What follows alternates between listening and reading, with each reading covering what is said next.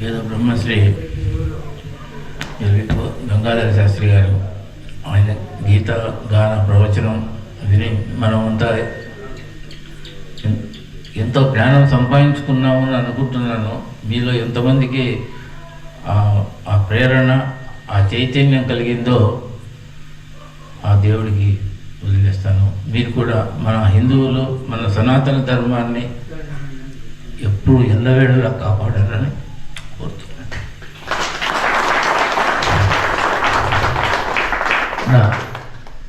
నా మనవి మేరకు మా ఆత్మీయులైన వేద బ్రహ్మశ్రీ గంగాధర శాస్త్రి గారు ఆయన మధుర కంఠంతో ఆయన గానం విని మీకెన్నో యూట్యూబ్లో కూడా వింటుంటారు. ఆయన అభినవ ఘంటసాల. సో ఆయన చెప్పిన దాంట్లో ఎన్నో విశేషాలు మీరు తెలుసుకున్నవి మీ పిల్లలకు, మీ కుటుంబ సభ్యులకు, మీ మిత్రులకు అందరికీ చెప్పండి. అందరిలోనూ చైతన్యం తీసుకురండి. మన గుడి బాగా అభివృద్ధి చెందాలి, మన ప్రాంతం అంతాను బాగుండాలి సుఖశాంతులతో. ఇది నా కోరిక.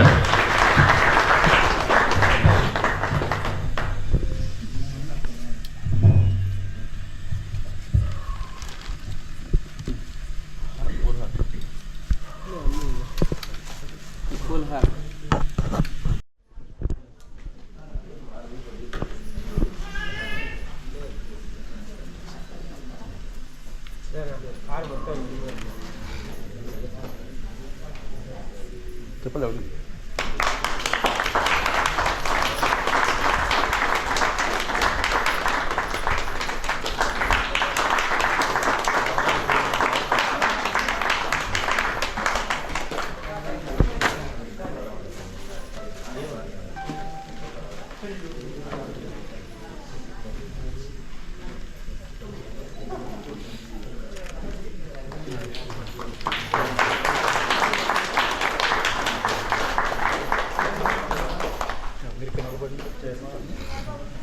రండి స్వామి, మీరు కూడా రండి.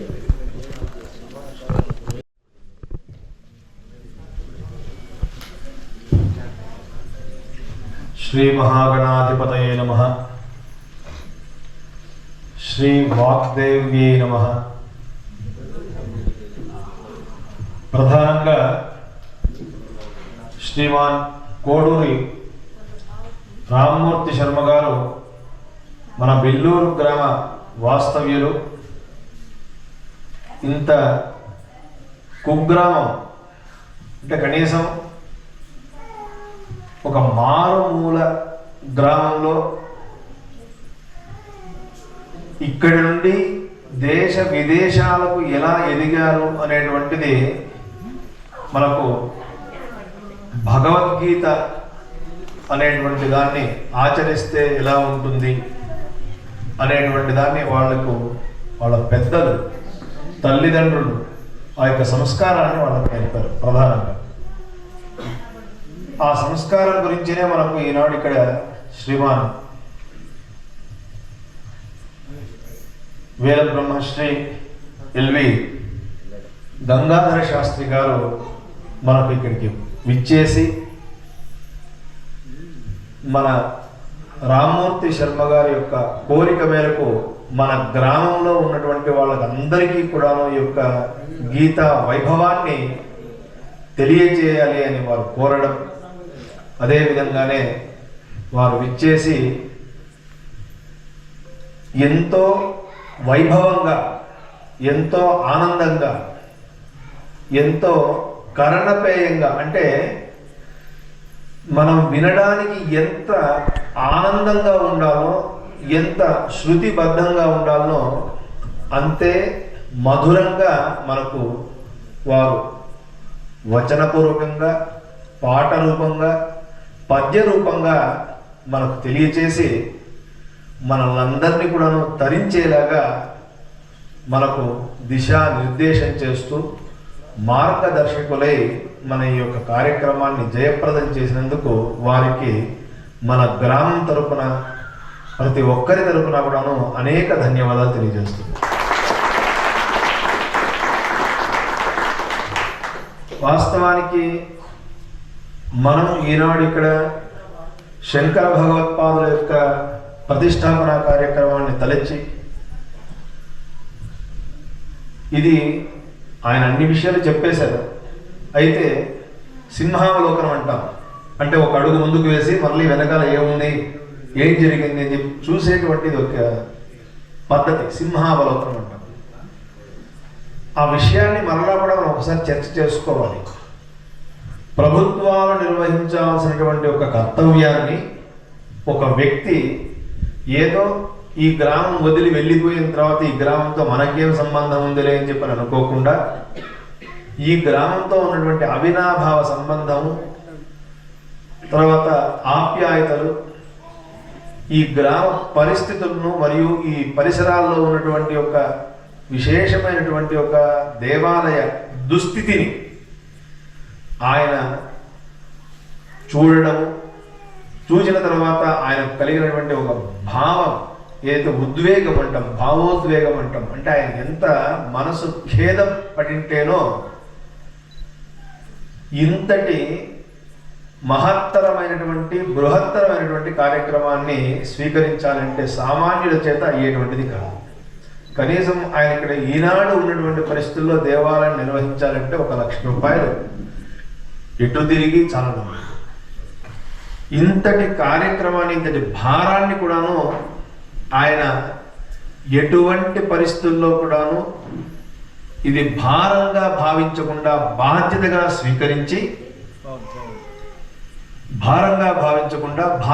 స్వీకరించి నా గ్రామానికి నేను ఏదైనా కానీ చేయాలి, ఇక్కడ ఉన్నటువంటి వాళ్ళు ప్రతి ఒక్కరు కూడా సహకరించాలి అని చెప్పని ఆయన ఆశించకుండా, అపేక్షించకుండా, అంటే అక్కడికి అర్థమేమి, నిస్వార్థత అనేటువంటి విషయాన్ని కూడా ఆయన మనకు ఇక్కడ ప్రస్తావన చేశారు.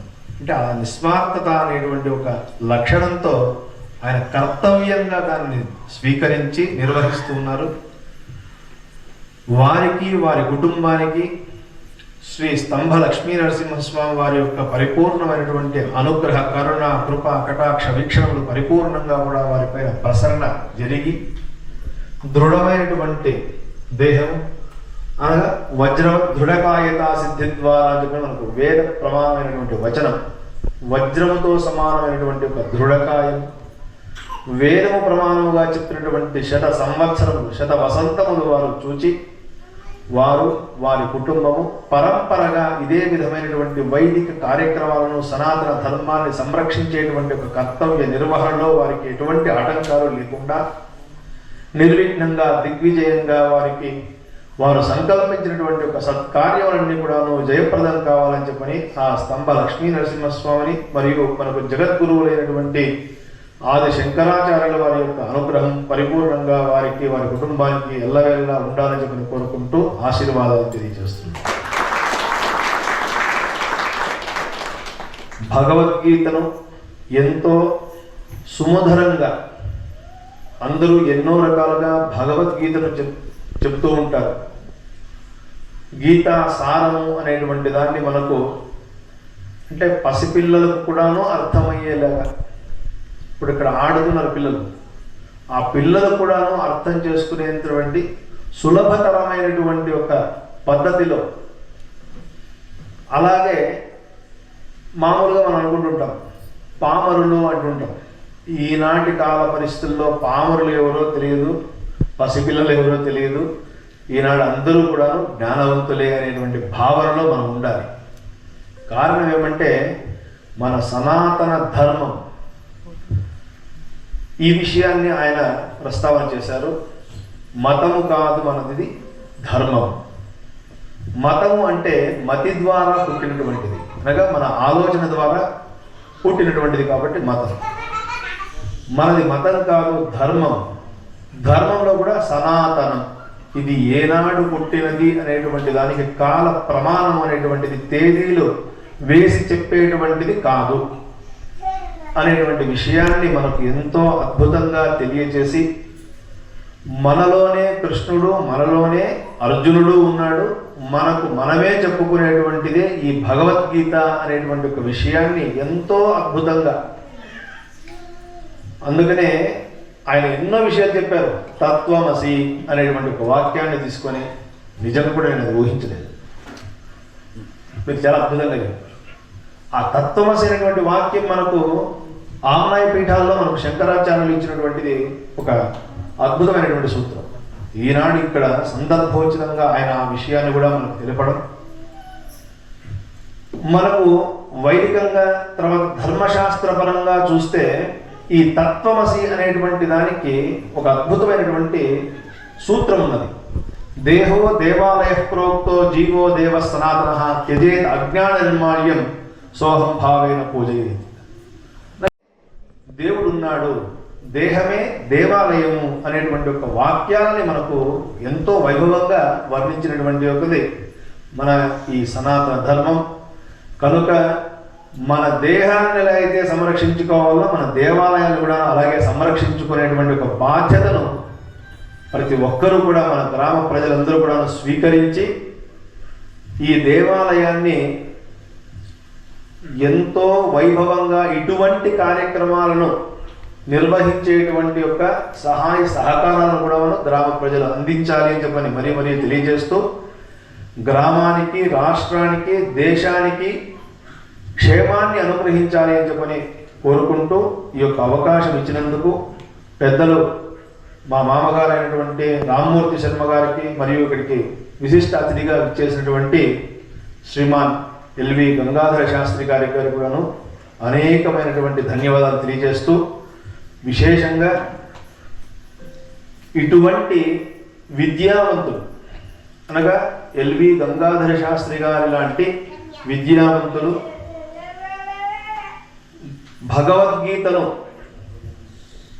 ఇంకా ఎంతో ఉత్కృష్టమైనటువంటి స్థితికి తీసుకుని వెళ్ళేటువంటి ఒక బాధ్యత వారిపైన రెట్టింపు అవుతుంటుంది. ఇటువంటి కార్యక్రమాలు జరిగినప్పుడంతా కూడా వారి యొక్క బాధ్యత నిర్వహణ పరిపూర్ణంగా నిర్వహించేటువంటి ఒక శక్తి సామర్థ్యాలను, ఆయురారోగ్య ఐశ్వర్యాలను ఇవన్నీ కూడాను మన ఇలవేల్పోయినటువంటి శ్రీ స్తంభ లక్ష్మీ నరసింహస్వామి వారు వారికి వజ్ర కవచంలాగా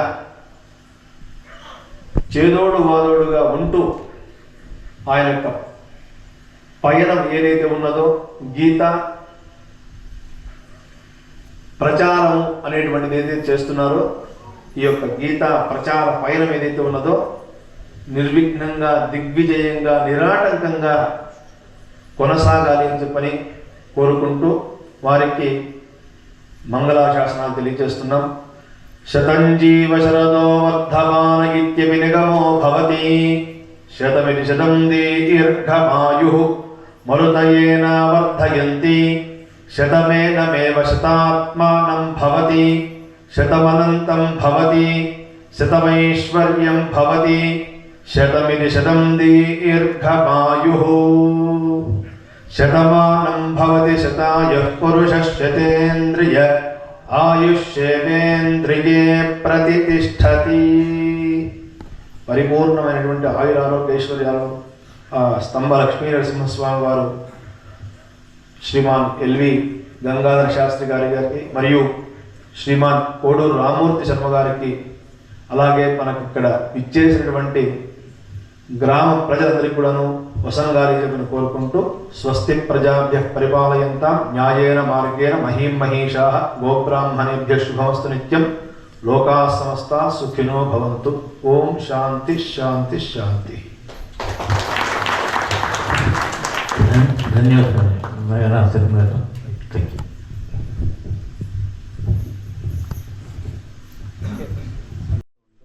ప్రతి ఒక్కరిలోనే ఉండాలని మనస్ఫూర్తి కోరుకుంటూ మీకు ఫాలో అయ్యే మేము మాకు తెలుస్తుంది ఈ దేశభక్తి, మనం సుసంపన్నంగా మనం ఏం నిర్మించుకోవాలి, ధర్మం పట్ల మేము ఏ విధంగా మెలగాలి అని మీ వీడియోలు చూసినప్పుడు కానీ మీ ప్రసంగాలు చూసినప్పుడు కానీ ముగ్ధులైపోతుంటాం. ఎస్పి బాలసుబ్రహ్మణ్యం గారు, శ్రీమాన్ ఘంటసాల గారు ఎప్పుడు గుర్తుకొస్తారు మీ స్వరంలో. సార్ మీకు ఈ ప్రేమతో చిన్న చిరు కానుక, ఇది సన్మానం కాదు, ఇష్టము ప్రేమతో మీకు సమర్పించేటువంటి